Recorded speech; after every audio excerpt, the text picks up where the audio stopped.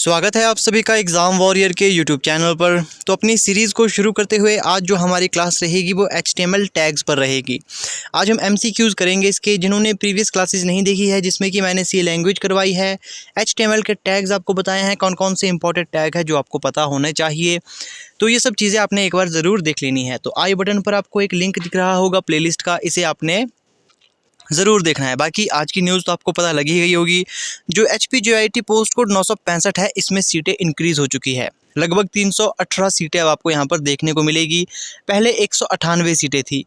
तो आपने अच्छी तरीके से पढ़ाई करनी है ताकि इसी बार आपका सिलेक्शन हो जाए। तो चलिए सबसे पहला क्वेश्चन यहाँ पर हम देखते हैं। What is the correct HTML for creating a hyperlink. अब इसमें आपको बस ये चीज़ याद रखनी है कि हाइपरलिंक को क्रिएट करने के लिए कौन से टैग का इस्तेमाल किया जाता है या फिर किस प्रकार की उसमें HTML कोडिंग होती है। तो आप यहाँ पर देखोगे इसका जो सही आंसर होगा ऑप्शन डी यहाँ पर सही होगा।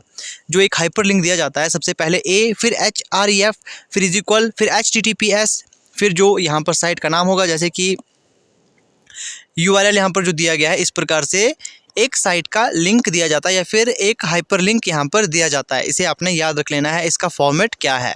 नेक्स्ट क्वेश्चन की बात करते हैं। All normal web pages consist of. तो जो भी नॉर्मल वेब पेज होते हैं उसमें क्या क्या चीज़ें होती है आमतौर पर, तो वो आपको पता होना चाहिए। आमतौर पर उसमें क्या होती है, हेड और बॉडी सभी में होती है। अब नेक्स्ट यहाँ पर बात करेंगे, ये टैग उन बच्चों को याद रहेगा जिन्होंने टैग्स की बेसिक क्लास मेरी देखी होगी। अब इस प्रकार के टैग का इस्तेमाल कहाँ किया जाता है, यहाँ पर फिलहाल ये थोड़ा अधूरा है। जो ये टैग होगा वो कुछ इस प्रकार से होगा, कुछ इस प्रकार से आपको ये टैग देखने को मिलेगा। तो ये टैग जो इस्तेमाल किया जाता है ये आपको अब पता लग चुका होगा, ये कमेंट टैग होता है। कोई भी कमेंट अगर देना हो तो इस टैग के अंदर दिया जाता है। यहाँ पर आपका जो भी शब्द आएंगे, जो लिखे जाएंगे, फिर इस प्रकार से ये टैग आपका कमेंट टैग कहलाता है। जो भी कमेंट यहाँ पर लिखे जाएंगे वो यहाँ पर लिखा जाता है, वो यहाँ पर लिखा जाता है। अब नेक्स्ट यहाँ पर बात करेंगे, choose the correct HTML tag for the largest heading. अब ये भी मैंने करवाया हुआ है टैग की क्लास में। अब यहाँ पर बच्चे गलती क्या कर देते हैं, वो नंबर बड़ा समझकर इसे ही बड़ी हेडिंग मान लेते हैं। H6 बड़ी हेडिंग नहीं है। जो बड़ी हेडिंग है यहाँ पर वो H1 होती है और HTML में टोटल 6 हेडिंग होती है। नेक्स्ट क्वेश्चन की बात करते हैं। To create a bulleted list use. अब देखिए, बुलेटेड लिस्ट को ही अनऑर्डर्ड लिस्ट भी कहा जाता है। ऑर्डर्ड लिस्ट मतलब 1 2 3 4 जिसमें प्रॉपर नंबरिंग होती है, उसे ऑर्डर्ड लिस्ट कहा जाता है। उसके लिए OL टैग का यूज़ किया जाता है। लेकिन जो बुलेटेड लिस्ट होती है, जैसे कि अनऑर्डर्ड लिस्ट भी कहा जाता है, उसके लिए UL टैग का इस्तेमाल किया जाता है। ऑप्शन बी यहाँ पर सही हो जाएगा। अब यहाँ क्वेश्चन पूछा गया है, what kind of list will OL tag create. तो OL टैग से किस प्रकार की लिस्ट क्रिएट किया जाती है, तो वो एक नंबर्ड लिस्ट होती है, वो होती है एक नंबर्ड लिस्ट। तो 26 का ऑप्शन ए सही हो जाएगा।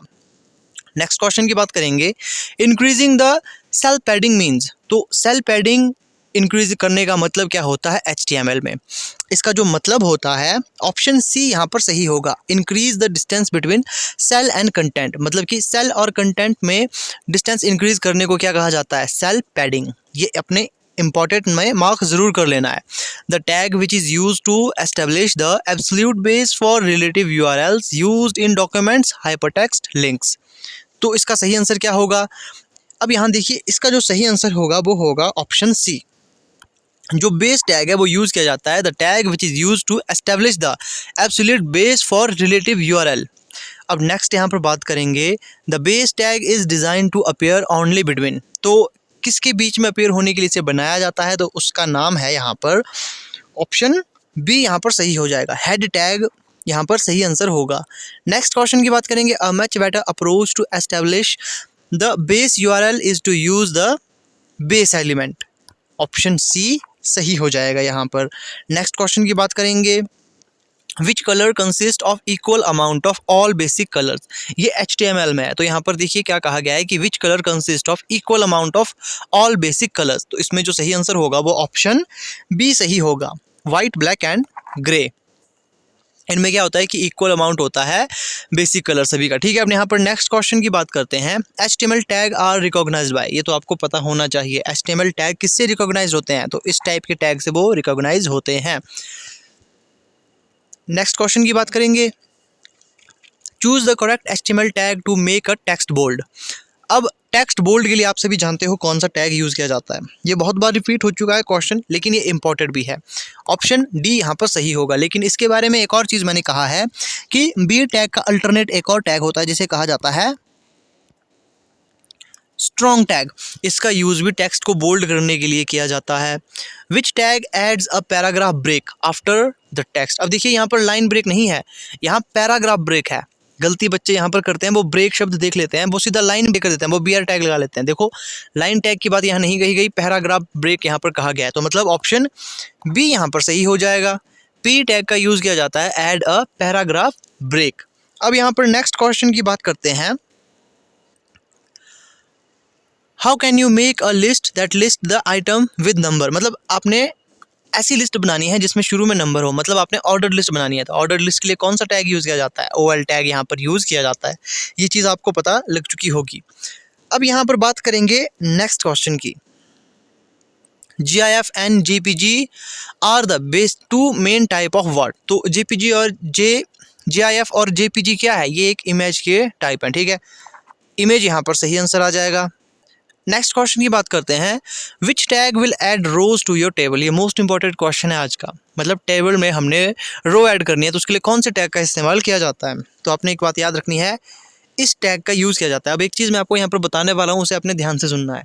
कई बार एग्जाम में सही टैग दिया होता है, लेकिन उसमें क्या होगा, जैसे जो स्टार्टिंग टैग होता है उसे इस प्रकार से लिखा जाता है, ठीक है। स्टार्टिंग के टैग को इस प्रकार लिखा जाएगा, और जो टैग क्लोज होता है वो इस प्रकार से क्लोज होता है, जैसे यहाँ पर किया गया है। तो उसमें हो सकता है आपके पास एग्जाम में ये स्लैश इस प्रकार से दिया हो, उल्टा दिया हो, या फिर आपके पास स्लैश ही ना दिया हो, आपके पास सिंपल TR लिखा हो। और जल्दबाजी में बच्चा क्या कर देता है, वो गलत आंसर टिक कर लेता है और उसे लगता है उसने सही आंसर टिक किया है। तो ऐसी गलत फहमियों से बचना है आपने, क्वेश्चन हमेशा ध्यान से देखना है। अब वहाँ देखिए, जो आपके 2 घंटे होंगे एग्जाम के, वो आपके 2 साल की, 1 साल की, 6 महीने की जितनी भी मेहनत आपकी है, वो वहाँ पर आपकी जज होगी। तो ऐसी कोई भी गलती ना करें जिससे कि आपकी सारी मेहनत पर पानी फिर जाए। ध्यान रखना है इन सब चीज़ों का। अब नेक्स्ट क्वेश्चन की बात करेंगे। Which of the following is underline tag. ये बेसिक चीज़ें हैं, ये आपको पता होनी चाहिए HTML में। अंडरलाइन टैग के लिए कौन सा टैग यूज़ किया जाता है, ये तो आपको दिखता होगा यहाँ पर। ऑप्शन सी सही हो जाएगा। U टैग का यहाँ पर यूज़ किया जाता है अंडरलाइन के लिए। Any target specified in the base element can be overridden on a case by case basis by specifying a different target in a different form. उसे एंकर कहा जाएगा, इमेज मैप कहा जाएगा, या लिंक कहा जाएगा। तो ऑल ऑफ द अबव इसका आंसर यहाँ पर आएगा। अब देखिए, इन क्वेश्चन में समझाने लायक कुछ चीज़ें हैं नहीं। अगर कुछ समझाने वाली बात होगी या फिर कुछ नई चीज़ उसमें ऐड करनी होगी, वो मैं आपको बता दूंगा। बाकी इन्हें आपने बस रिमेंबर रखना है, रट्टा नहीं मारना है। बस एक बार एग्जाम से पहले इसका रिविजन कर लेना है, आप आसानी से वहाँ पर टिक सही आंसर करके आओगे। Which tag can set the background colour for your page. ये काफ़ी आसान है। किस टैग से बैकग्राउंड कलर यूज़ होता है? अब देखिए, यहाँ पर ये काम बॉडी टैग से होता है, ठीक है। अब ये कुछ क्वेश्चन थे जो मैंने आपको HTML टैग से करवाए। अब बहुत से क्वेश्चन है, लगभग 100 क्वेश्चन आपको मैं HTML टैग से और उससे जुड़े कुछ एक तथ्यों से पूछूंगा। वो चीज़ें आपको यहाँ पर डेली मिलती रहेगी। आपने तो चैनल से जुड़े रहना है। और आपको एक बार फिर से बता दूं, सीटें इंक्रीज़ हो चुकी है, इसका फ़ायदा उठाओ। पहले 198 सीटें थी, अब ये बढ़कर 318 के आसपास हो चुकी है। तो आप सभी जानते हो इसका क्या मतलब है। आपके पास बेहतर अपॉर्चुनिटी है यहाँ पर। अब ये मानकर चलें, अगर 817 का रिजल्ट आ जाता है, 903 का रिजल्ट आ जाता है, 939 का रिजल्ट आ जाता है, जो टॉपर है वो सब में सेम है। लगभग आप ये मानकर चलें कि जितने भी पोस्ट कोड मैंने आपको बताए उसमें टॉपर हैं वो सेम विद्यार्थी हैं। तो ये मानकर चलें, अगर वो सभी लग जाते हैं, आपके पास एक बेहतर मौका होगा। और बहुत से बच्चों को JOIT का एग्ज़ाम क्रैक करना नहीं आता। ये काफ़ी आसान होता है। मैं खुद 2 बार इस एग्ज़ाम को क्रैक कर चुका हूँ, काफ़ी अच्छे मार्क्स मेरे एग्ज़ाम में है। उसमें मैंने स्ट्रैटेजी क्या अपनाई है, ये वीडियो मैंने आपको करवाई है। तो आपने चैनल पर विजिट करना है, या फिर आपको आई लिंक पर उस वीडियो का भी लिंक दिख रहा होगा, आप वहाँ पर देख सकते हो 1 महीने में आपने किस प्रकार से तैयारी करनी है, कौन से इंपॉर्टेंट टॉपिक हैं। वही ट्रिक मैं हर बार एग्जाम में अपनाता हूँ, तो उसे भी आप अपना लें, उससे कहीं ना कहीं आपको फ़ायदा होगा। तो मिलते हैं आपसे नेक्स्ट वीडियो में, और जैसे ही कोई और अपडेट आएगा इस भर्ती के रिगार्डिंग मैं आपको बता दूंगा। तो चैनल से आपने जुड़े रहना है। बाकी जिन्होंने प्रीवियस क्लासेस नहीं देखी, एक बार उन क्लासेस को देख लें, काफ़ी यूज़फुल है आपके लिए।